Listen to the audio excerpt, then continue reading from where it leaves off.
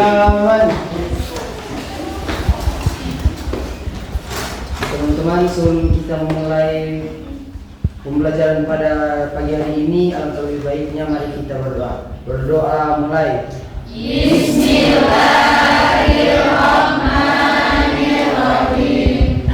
Rabbi zidni ilman warzuqni fahman. Amin. Salaman. Assalamualaikum warahmatullahi wabarakatuh. Waalaikumsalam warahmatullahi wabarakatuh. Lulusan.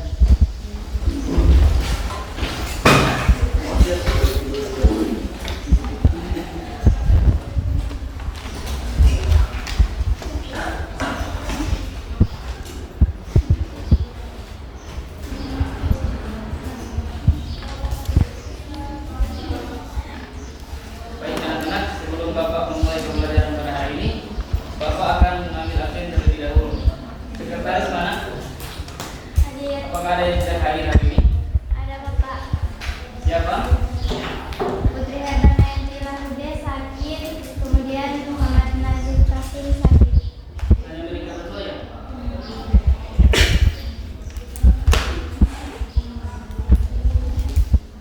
Ini. Apa kabar hari ini anak-anak?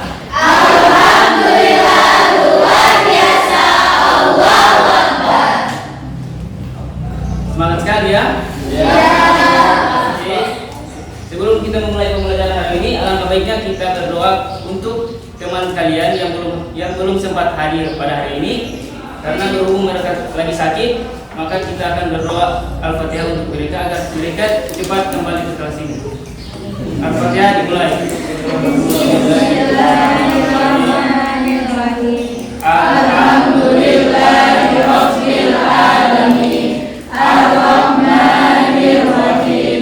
Maliki yaumiddin. Iyyaka na'budu wa iyyaka nasta'in. Ihdinas siratal mustaqim. Siratal ladzina an'amta 'alaihim ghairil maghdubi 'alaihim waladdallin. Amin. Oke. Jadi inti pembelajaran kita pada hari ini adalah kebenaran penurunan Al-Quran. Sebelum Bapak masuk kepada materi ini, Bapak akan bertanya terlebih dahulu kepada anak-anak sekalian, yaitu apakah ada yang mengetahui apa itu Al-Quran?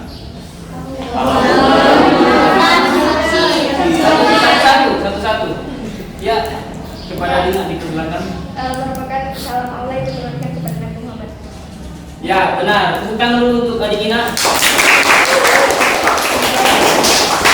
Nah, jadi seperti yang dikatakan oleh adik Ina tadi, bahwa Al-Quran adalah kalam Allah yang diturunkan kepada Nabi Muhammad melalui perantara malaikat Jibril dan diturunkan secara berangsur-angsur. Apakah ada yang tahu lagi kapan dan di mana kapan dan di mana Nabi Muhammad menerima wahyu pertama? Di Gua Satu, angkat tangan. Ya, adik Balmi, silakan. Di Gua Hira. Ya, jadi tepuk tangan dulu untuk adik-adik. Nah, jadi Nabi Muhammad menerima wahyu pertama pada saat beliau bertahanus atau beribadah di Gua Hira.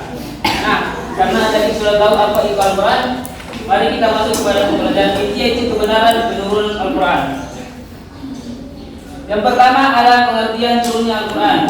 Secara menjadi, turunnya Al-Quran diartikan sebagai pemberitahuan dengan cara atau sarana yang dikehendaki oleh Allah Subhanahu wa taala sehingga dapat diketahui oleh para malaikat dan lauh mahfuz dan dari Nabi Muhammad SAW di dalam hatinya yang suci. Nah, di dalam turunnya Al-Quran ada terbagi menjadi tiga perbedaan pendapat di kalangan para ulama. Pendapat yang pertama yaitu bahwa Al-Quran itu diturunkan ke langit bumi dalam waktu sekaligus dekat dari awal sampai akhir, dimulai dari 20 tahun atau 23 tahun atau 25 tahun, tergantung Nah, tergantung masa Nabi bermukim di kota Mekah pada saat beliau diangkat menjadi Rasul. Nah, pendapat yang pertama ini berpegang kepada hadis riwayat At-Tabari dari Ibnu Abbas. Beliau berkata bahwa turunnya Al-Quran pada malam Lailatul Qadar bulan Ramadan diturunkan secara sekaligus ke langit bumi. Kemudian pada langit diturunkan ke dunia secara berangsur-angsur. Nah, pendapat yang kedua adalah bahwa Al-Quran itu diturunkan ke muka bumi, ke langit sebanyak 20 Lailatul Qadar atau 20 tahun. Dan ada 23 Lailatul Qadar atau 23 tahun, dan ada 25 Lailatul Qadar atau 25 tahun. Nah, pada tiap-tiap malam diturunkan ke langit dunia tersebut sekedar yang hanya diturunkan kepada Nabi Muhammad dengan cara yang berangsur-angsur. Kemudian pendapat yang ketiga ada Al-Quran itu permulaan turunnya ialah di malam Lailatul Qadar. Nah, kemudian diturunkan setelah itu dengan berangsur-angsur dalam berbagai waktu. Selanjutnya ada pendapat yang mengatakan bahwa Al-Quran diturunkan 3 kali dalam 3 tingkat. Yang pertama ada yang diturunkan ke Lauh Mahfuz, ada yang diturunkan ke Baitul Izzah atau di langit dunia, dan ada yang diturunkan berangsur-angsur ke dunia. Selanjutnya, nah ada salah satu tokoh yang menolak akan pendapat-pendapat para ulama yang di atas. Salah satunya adalah Dr. Subki Saleh. Menurut beliau, pendapat yang tersebut tidak sesuai meskipun syaratnya sahih, karena menurut beliau Al-Quran merupakan termasuk bidang yang baik dan juga berlawanan dengan jahil yang ada di Al-Quran.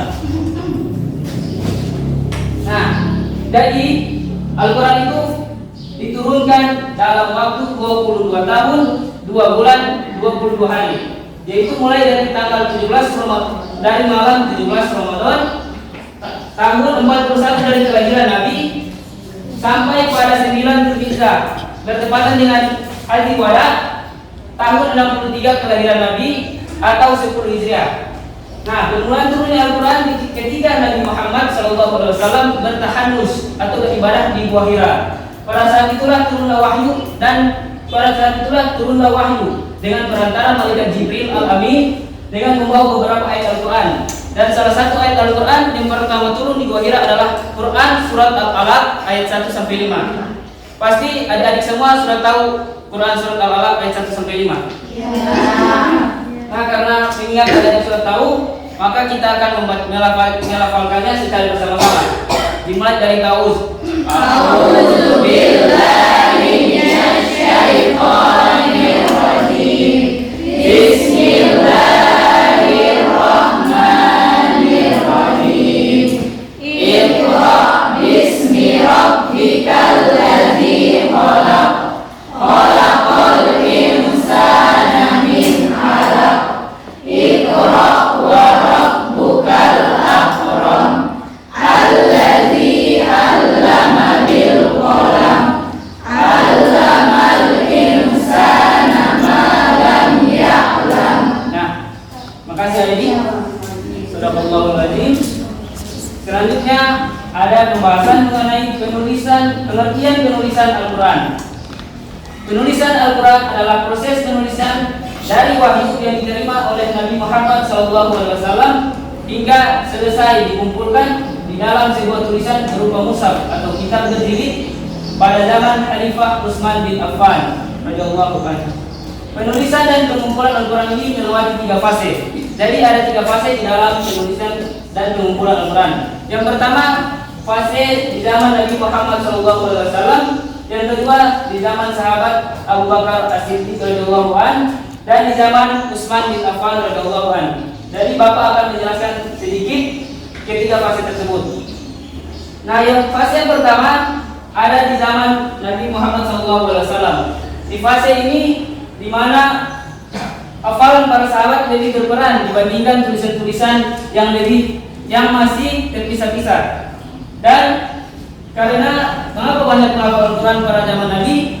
Karena setiap sahabat yang menerima satu ayat dari Nabi maka mereka langsung akan menghafalnya atau menuliskannya dengan alat yang seadanya, seperti di pelepah kurma ataupun di patung pelukas, dan kulit unta. Kemudian pada zaman Nabi masih termasuk banyak menghafal Al-Quran. Selanjutnya ada yang kedua. Yang kedua, di zaman sahabat Abu Bakar As-Siddiq radhiyallahu anhu, di mana pada saat itu banyak peperangan yang terjadi sehingga banyak menimbulkan kematian para penghafal Al-Quran, sehingga salah satunya yang menjadi korban pada saat perang Yamamah yaitu Bapak sudah lupa namanya, Abu Lekas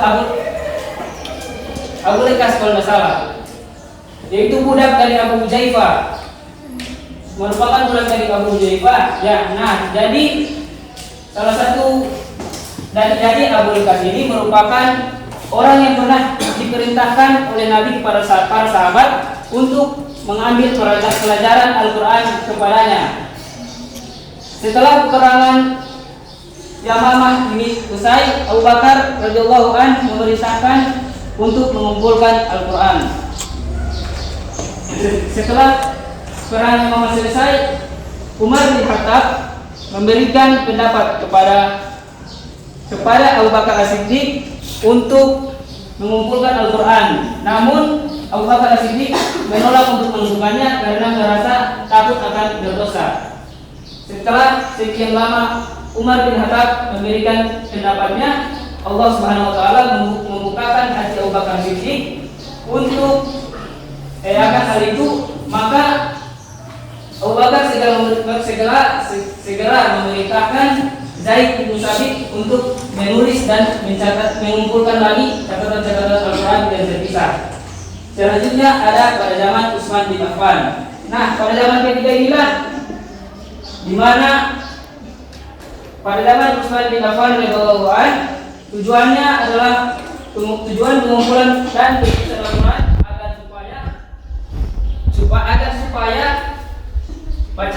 agar supaya Al-Quran bisa menjadi satu mushaf dan menjadi satu dialek bacaan dan membawa Islam kepada kemajuan dan akan terjadi dan membawa Islam kepada kemajuan serta bisa menjauhi dari fitnah yang akan terjadi akibat salah satu dialek bacaan yang berbeda. Itulah sekian yang Bapak dapat sampaikan dari materi Bapak. Apakah sudah mengerti? Oke, karena sudah mengerti, Bapak akan memberikan games kepada kalian.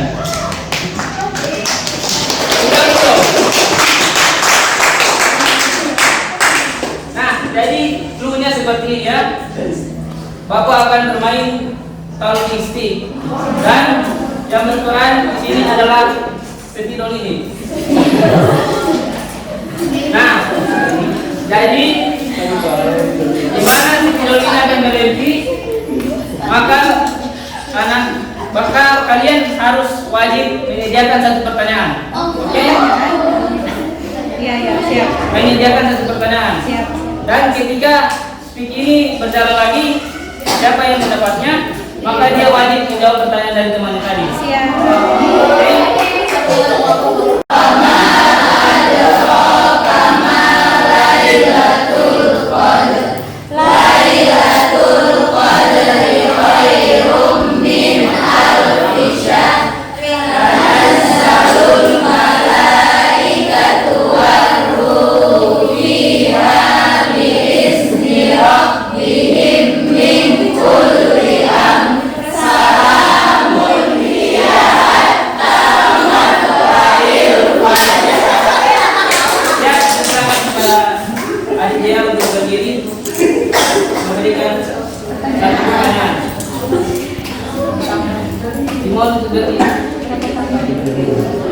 Menyambut materi tadi.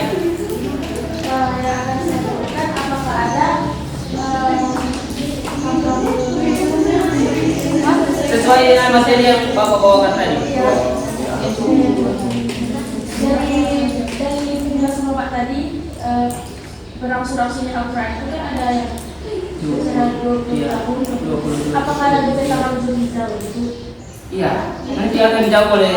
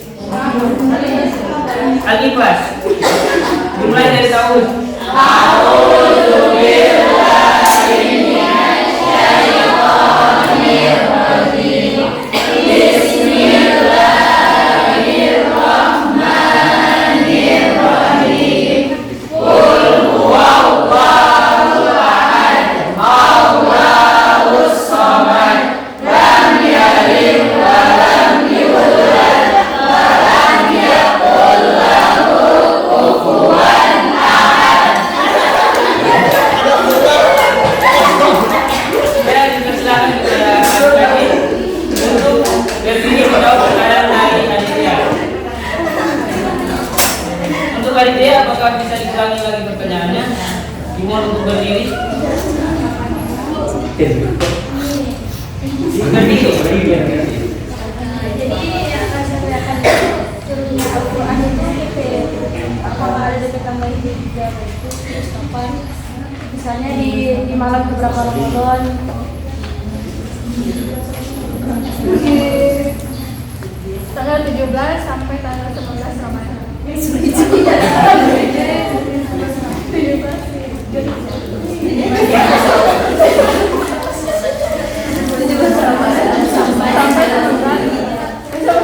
Sampai 11 Juli.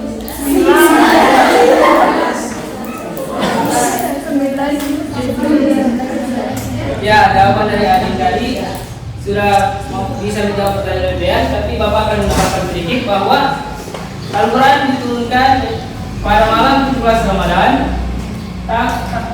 Pada malam 17 Ramadan tahun 41 dari kelahiran Nabi, dan sampai kepada 9 Zulhijjah atau bertepatan dengan Haji Wada tahun 63 pada saat kelahiran Nabi atau 10 Hijriah.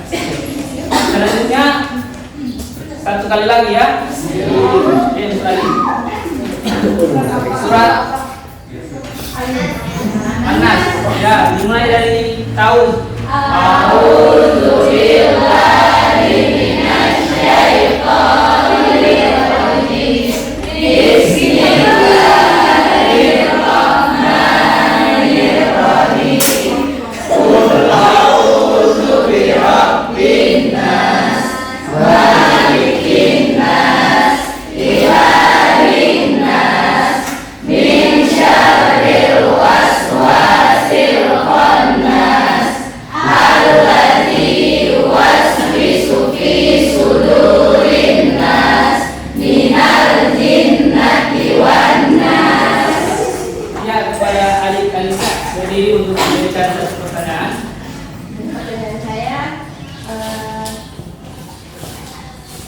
Di mana Nabi Muhammad SAW menerima afirmasi pada tahun. Kita mulai lagi ya.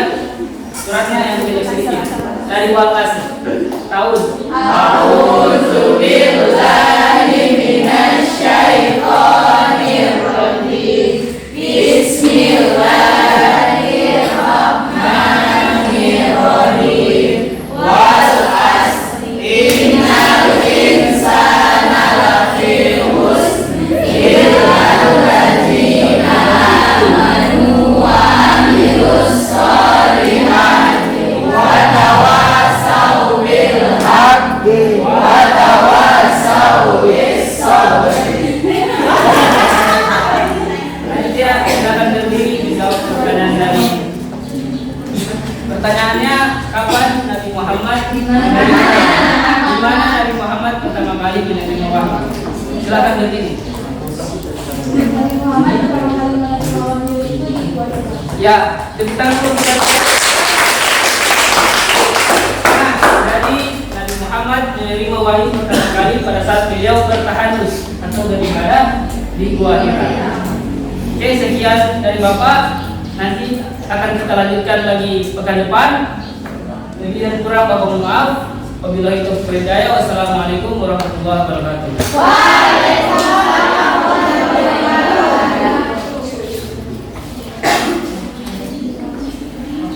Para ketua kelas dipersiapkan. Said, jawaban. Teman-teman, sebelum kita mengakhiri pelajaran pada pagi hari ini, mari kita berdoa dengan melapaskan persyaratan majelis.